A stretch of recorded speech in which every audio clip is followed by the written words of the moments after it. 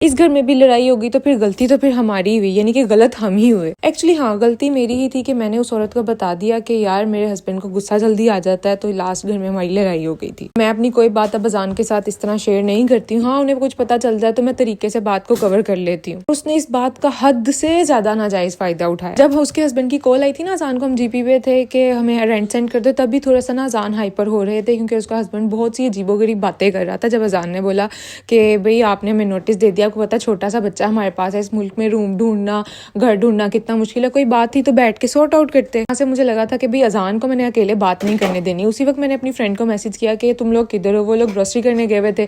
मैंने कहा जब उमर भाई आएंगे, उसके हस्बैंड का नाम है, तो ही अजान को मैं भेजूंगी ताकि कोई तीसरा बंदा घर में मौजूद हो। औरतें फिर ना इस तरह की बात को हैंडल नहीं कर सकती। वैसे भी मेरे पेरेंट्स ने हमेशा मुझे यही सिखाया कि मर्दों की बात में औरतों को नहीं बोलना चाहिए, पीछे हो जाना चाहिए, कभी भी आगे से जवाब नहीं देना चाहिए। जब घर आया उसका हस्बैंड बार बार दरवाजा नॉक करता था और मैं अजान को मना करके किचन में चली गई कि आपने बाहर नहीं जाना, उनको को वेट करें, उमर भाई आएंगे हम फिर बात करेंगे। इस बात को भी वो अपने ही ऊपर ले गए क्योंकि मैंने आपको बताया था उसने हर बात को घुमा फिरा के स्टार प्लस के ड्रामे की तरह अपने ऊपर ही लेके जाना होता था। मजलूम सी बेचारी बहू जिस पे सारे जुल्म होते हैं, उसने अपने हस्बैंड को भड़का भड़कू के भेजा कि नहीं ये लड़ाना चाहते हैं, ये चाहते हैं ये दोनों पाकिस्तानी है, मिलके आपको मारेंगे और पता नहीं क्या क्या कह के अपने हस्बैंड को भेजा। मैं किचन में काम कर रही थी तो अजान ना लिविंग रूम में आ गए।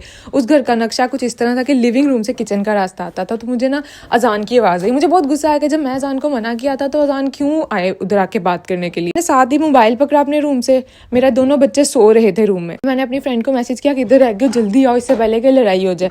अब उसकी वाइफ भी बार बार किचन के अंदर चक्कर लगा रही थी। अजान को बहुत सी बातें मैंने उस घर से निकलने के बाद बताई, लेकिन अजान को ये बात पता थी कि वो हम लोग को कुछ भी रखने नहीं देती थी। क्योंकि अजान मुझे कहते थे रूम में तुमने इतना गंद डाला, बाहर रखो, लिविंग रूम में रखो, उससे बात करो।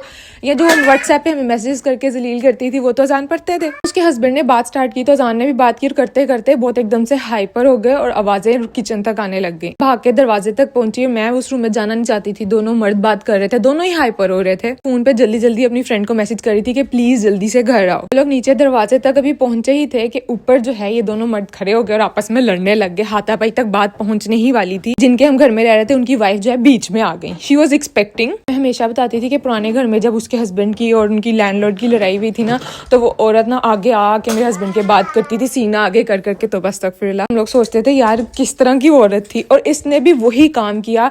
अजान के आगे आके बातें करती, कहती क्यों आप उमर भाई के सामने क्यों बात करना चाह रहे थे, क्यों आप मर्द नहीं हो, आपसे बात नहीं होती। जब कोई औरत किसी मर्द को ऐसी बातें बोल रही है अपने हस्बैंड के सामने, वहीं पे अजान कोई जवाब दे देते या कोई ऐसी बात कर देते, मुझे तो यही डर लगा हुआ था। मेरी दोस्त टाइम पे आगे उसके हस्बैंड ने अजान को पकड़ के अंदर किया, वरना मुझ में तो इतनी हिम्मत नहीं थी। उस औरत ने हम पे ऐसे ऐसे इल्जाम लगाए, मोबाइल फोन यूज करने पे कैरेक्टर असैसिनेशन तक की।